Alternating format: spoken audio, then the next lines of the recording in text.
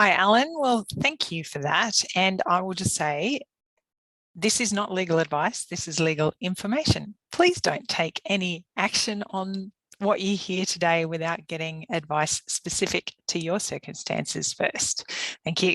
So Jeanette Jifkins from Onyx Legal, and what I want to talk about today is something many of you may or may not have heard of, and that's revenue share deals. So hands up anyone who has heard of revenue share deals before.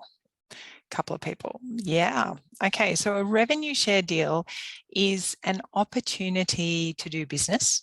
It is different from a partnership and it is different from a joint venture, but it is most closely related to a joint venture.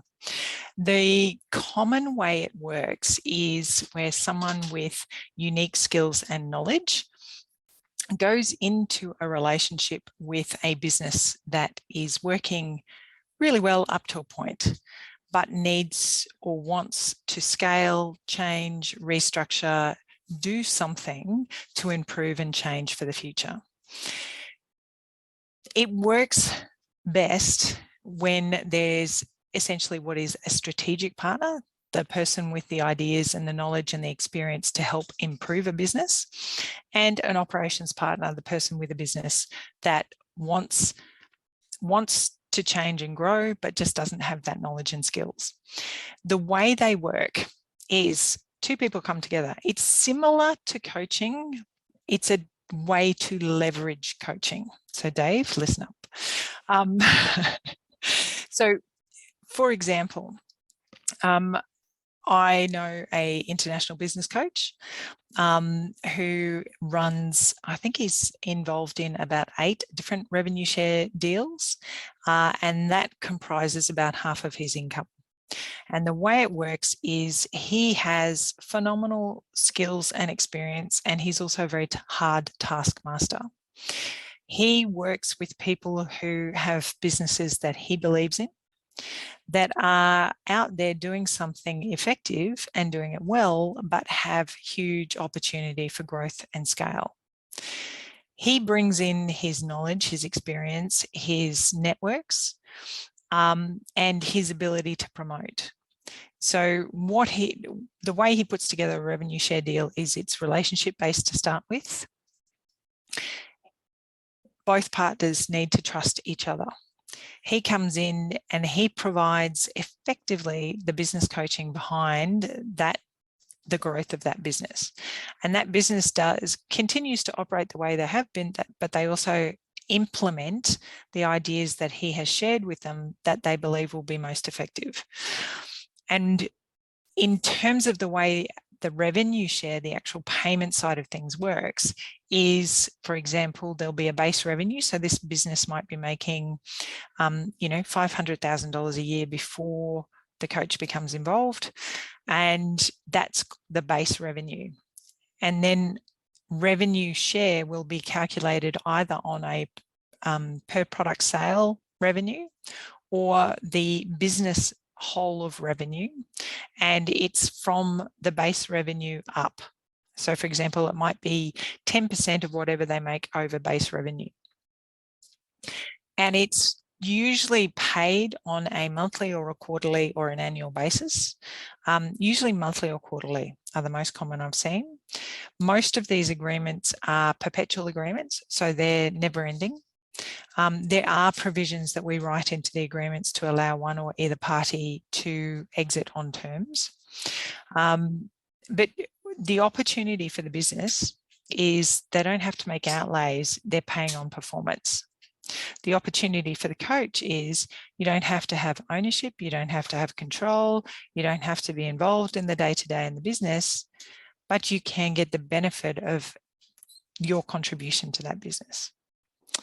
So it's a win-win for both parties. And the thing is, revenue share deals work when there is a win-win perspective from both parties. There are certainly people out there who go, oh, I'm going to get screwed if I get involved in this kind of a deal, and therefore it's not for me. But that's your attitude from the beginning. Don't touch it because it won't work for you. It's not the right structure or strategy for you to build your business going forward. For the people it does work for, it works extremely well. there are different factors to consider, like the contribution. Some people say, oh, you know, I'll work with a coach, I'll pay them for this amount of time. And that coach then, you know, you might grow your business significantly. And once the coach stops working with you, they lose the benefit of what they've contributed to your business. But in a revenue share deal, they get an ongoing income as a result of what they shared, but their contribution to what you do in your business might significantly reduce. It depends on what you're doing and how it works. They become a trusted advisor. So there's someone who is available there. And it may be, if you're wanting to scale quickly, that they're very involved in the business for, say, the first year or 2 years. And then they might be someone you talk to once a quarter.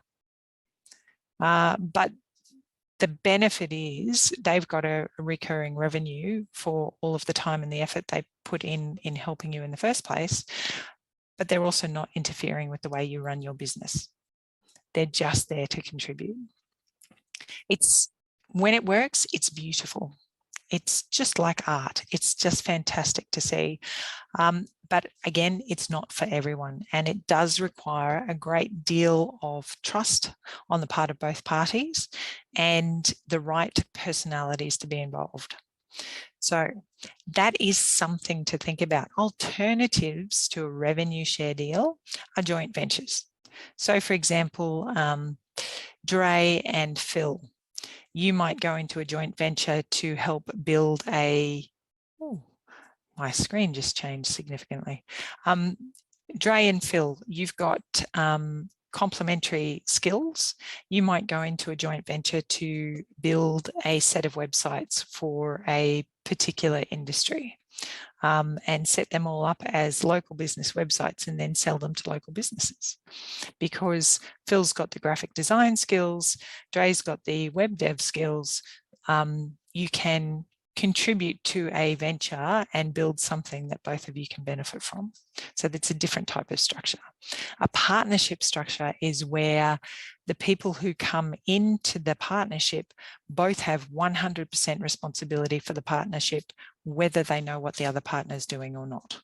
So partnerships are not a structure we recommend. And then there's all the other traditional sort of companies and sole traders and all of that sort of thing. So revenue shares are an alternative to what's out there. They work well in online business, and we are seeing them working really well in that space. I'm going to publish an article on that very shortly, and I hope you all have some interest. Put it on Be Connected World. It'll be on my website. I can provide you with a snapshot for Be Connected World. Well, that's it. You just put the first couple of lines and then link it through. Get more time. Yep. Brilliant. Yep. Yeah. So thanks for that. It's interesting information, because you've got, as you said, you've got the joint ventures, which are timed. You can just do it for a project. But with the revenue sharing, that can be more long-term. Yep. Yeah. And it may be very beneficial for people who don't have the financial ability to, invest in getting a top quality coach in upfront, but would like to build that kind of trusted long-term relationship.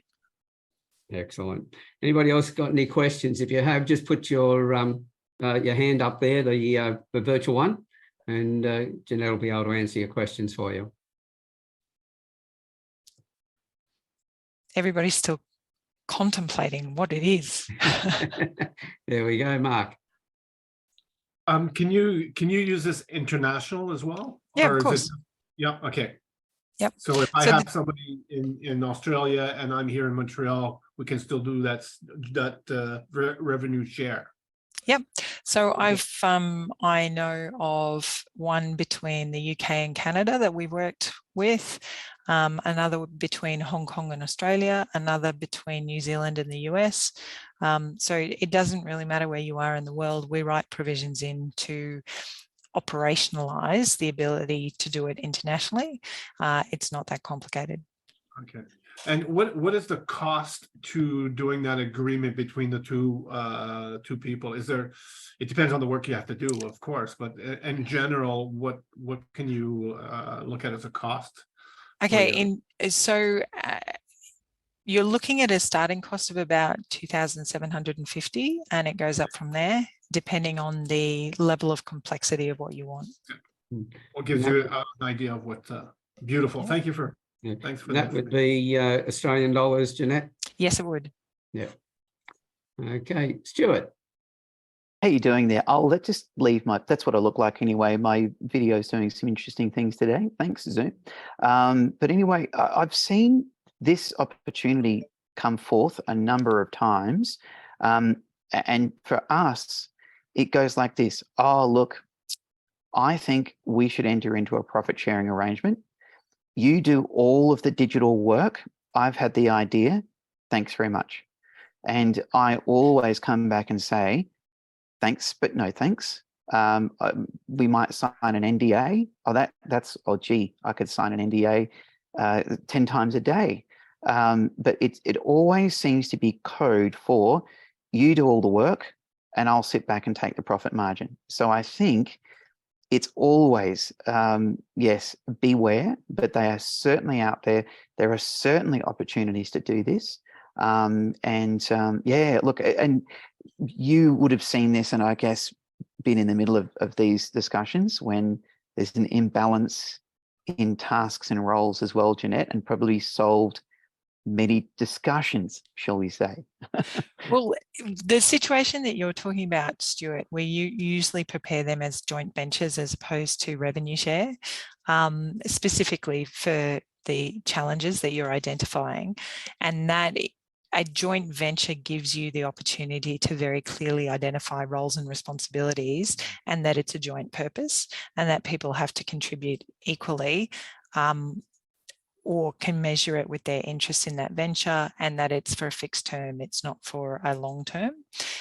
Revenue shares work really well where one party hasn't got an expectation that their partner is going to come in and do everything for them. It would be, from your sort of perspective, it would be a revenue share would work if you were providing education and training on how they can do what you do, and it's a unending revenue share. So your knowledge and experience contributes to the growth of their business. And once they've integrated that knowledge and experience in your business, you have a small percentage of their revenue ongoing in exchange for having contributed that knowledge and experience.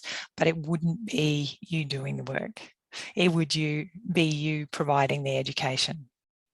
But it all still starts with that relationship and trust. Absolutely. Yeah. And clear understanding of expectations. That's where these kind of deals fall down, is where the expectations are unbalanced, like Stuart just identified. And this is where what you do is, before you sign anything, you call Onyx Legal. Thanks, Stuart. You get it right. And that's the whole thing, as Phil has said, it's the relationships and everything else. And another reason why you need to be able to learn how to read each other and understand the other person. Oh, you had to throw that one in, didn't you? Oh, yeah. Jay's giving me control of the room. That's his mistake. His fault. Hang on. Alan's bringing the table.